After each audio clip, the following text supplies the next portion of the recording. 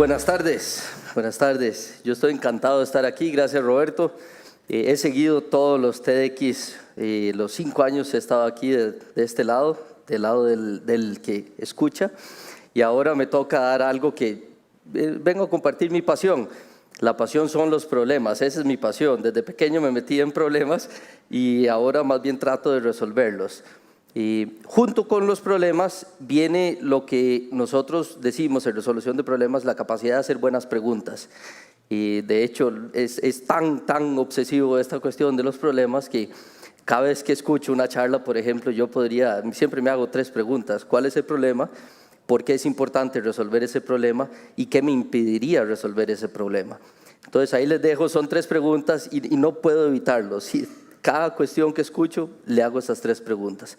Entonces quiero compartir con ustedes un poco a dónde llegué después de hacerme esas preguntas y me metí en las ciencias cognitivas. Yo estoy tratando de sacar una maestría de la UCR en el sistema de posgrado de las ciencias cognitivas. Y ahí lo que he estado tratando de enfocarme es investigar lo que se conoce como resolución creativa de problemas. Entonces, lo que estoy tratando de hacer es juntar resolución de problemas y la creatividad. Las juntamos y eso es lo que les voy a presentar. Ahora, cada vez que uno toque el tema de creatividad, es inevitable quizá hablar de Ken Robinson, porque y se los pido, vean las presentaciones de él en TED Global, son fantásticas, hay muchísimo escrito de esto. Él lo que hace es, él junta la creatividad y dice, nosotros lo que nos está pasando, el sistema educativo moderno, entre comillas, lo que nos está haciendo es que nos está cortando la capacidad de ser creativos. Yo vengo a decir hoy, también como parte de mi presentación, de que yo, así como presentó Janina, yo quiero que este país sea el primer país que formalmente educa creatividad o resolución creativa de problemas desde el kinder. Porque, y ahora lo vamos a ver más adelante, ese mundo que se pinta de datos y toda esa complejidad del mundo en 2 años o 10 años o 15 años, quizá vamos a necesitar que los niños que hoy entran a kinder empiecen a entender cómo trabajar con esos datos, con ese mundo. Es el mundo que dijimos ahora más antes de problemas que ni siquiera sabemos cuáles van a ser esos problemas. Entonces, una propuesta, una idea es tratar de cambiar el sistema y empezar a educar resolución creativa de problemas desde el kinder. El tema de cajas y pesetas es un tema, a mí me costó muchísimo poner el tema de la presentación. Vamos a empezar con las pesetas y quizá algunos de ustedes no se acuerdan muy bien qué son las pesetas, ¿verdad? Especialmente cuando las juntamos con la rocola. ¿Quién se acuerda cuál fue un dicho que nace de cada vez que queríamos meter una peseta en una rocola y la máquina se trababa? ¿Verdad? ¿Qué pasaba en el momento en que la peseta lograba entrar a la rocola? Empezaba la música, ¿verdad? Ese dicho es, les cayó la peseta, le cayó la peseta. Lo usamos para referirnos al momento en donde una persona le cae la peseta, entiende algo, comprende algo. En ciencias cognitivas eso es lo que se llama comprensión súbita.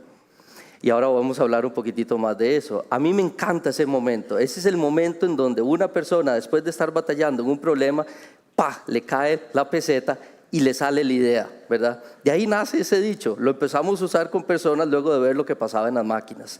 Entonces, yo lo uso, cuando yo escuché eso, yo me hice la pregunta, ¿por qué es que a algunas personas les cae la peseta más rápido que a otras? ¿Qué está pasando en el cerebro que eso sucede?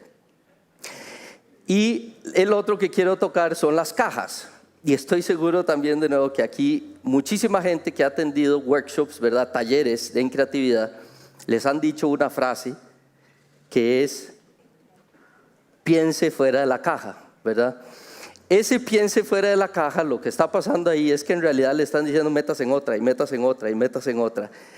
Cognitivamente hablando, es imposible que el ser humano no se meta en una caja cuando resuelve un problema. Nosotros armamos estructuras de problemas en el cerebro, armamos espacios de problemas y es inevitable que nos metamos en cajas.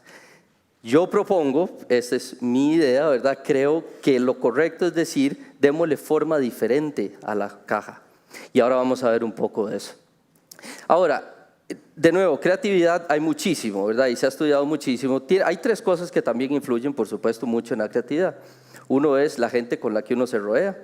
la otra es la cantidad de información que uno guarda en el cerebro, y la otra es el contexto o el momento histórico en que estamos en ese momento. Hay problemas que por el contenido y por el momento histórico en donde estamos son imposibles de resolver, y eso hay que entenderlo y hay que saber cómo lidiar con esa complejidad.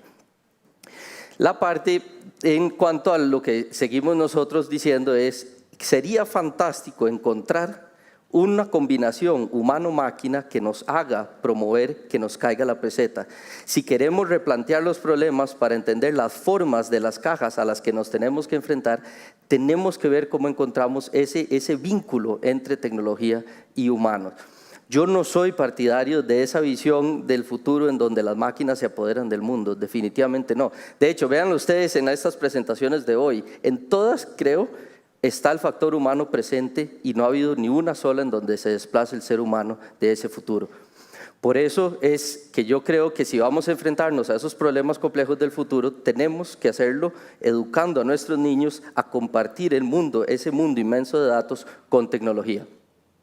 Entonces, veamos unos pequeños ejemplos, nada más para repasar lo que estamos tratando de hacer. Arriba está lo que es la peseta, la rocola. De ahí sale, se queda pegada a la moneda, le damos una sacudida a la rocola, la moneda cae y bailamos, ¿verdad? En el cerebro, eso es lo que yo estoy tratando de investigar. Agarramos, metemos información en el cerebro procesa, se queda trabado. ¿Qué mecanismos tenemos que darle al cerebro para que después de eso entonces tengamos la idea? ¿Okay? Voy a mostrarles unas pequeñas pruebas. Voy a ir muy rápido por algunas pruebas. Tenemos muchas pruebas que nosotros tratamos de usar. Los que tratamos de estudiar esto, nos enfocamos en 1 o 2 y las explotamos al máximo para ver cómo es que verdaderamente el cerebro en su contexto, en ese problema, está tratando de moverse.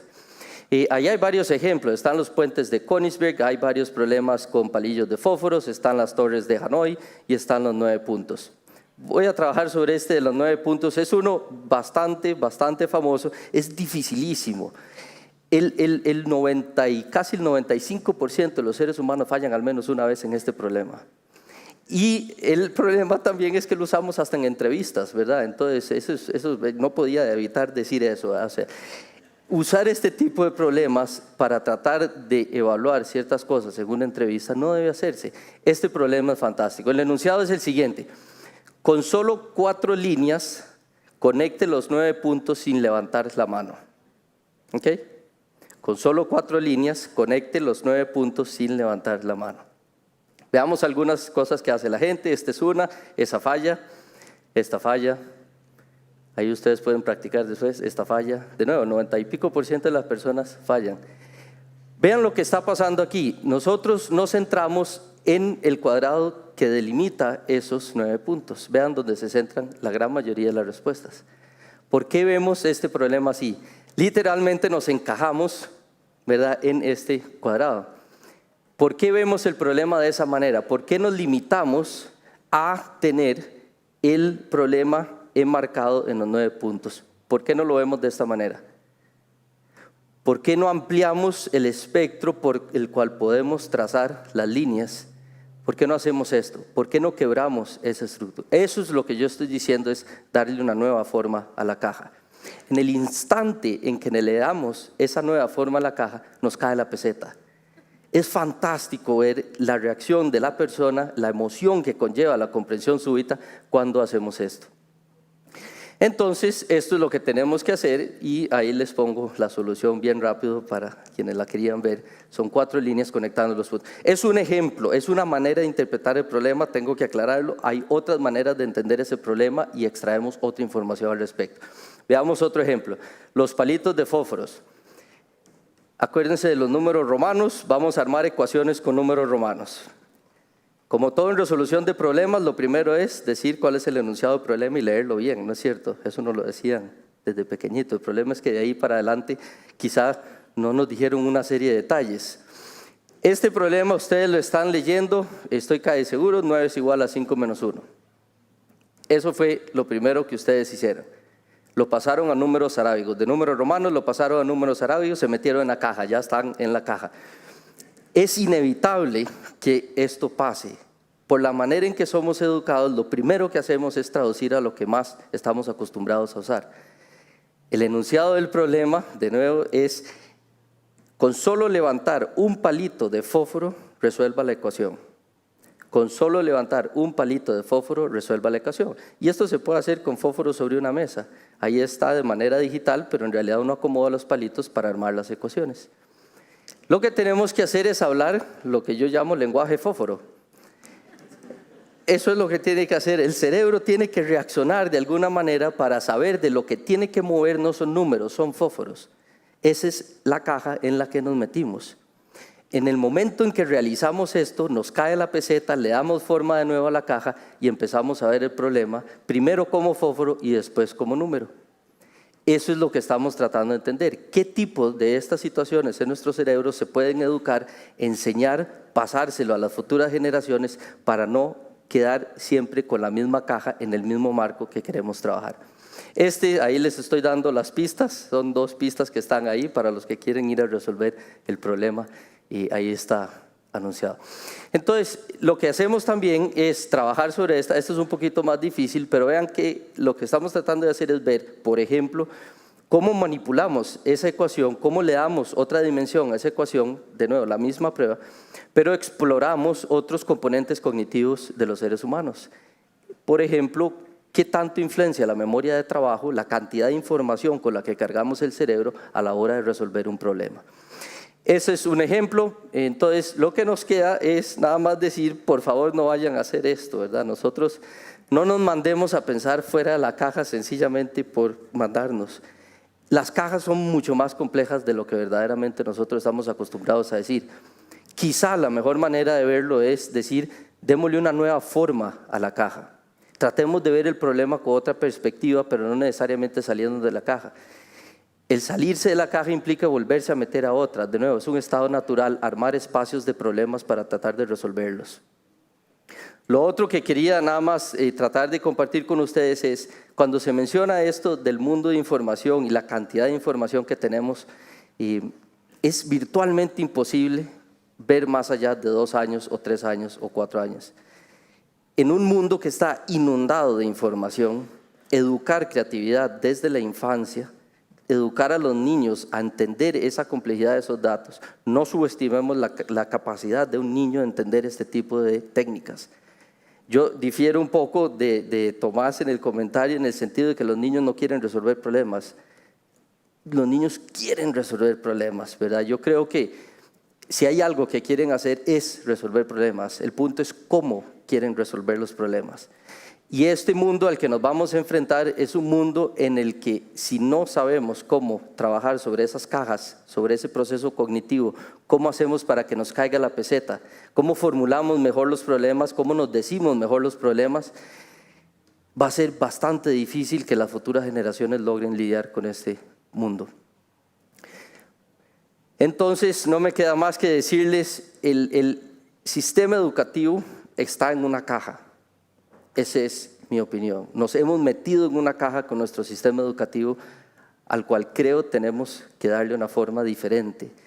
La forma creo que es la que le tenemos que dar es tratar de aprender estas técnicas a través de la ciencia, tratar de educar a nuestros niños sobre estas técnicas y de ahí en adelante esperar a que ellos nos logren resolver los problemas del futuro. Muchas gracias.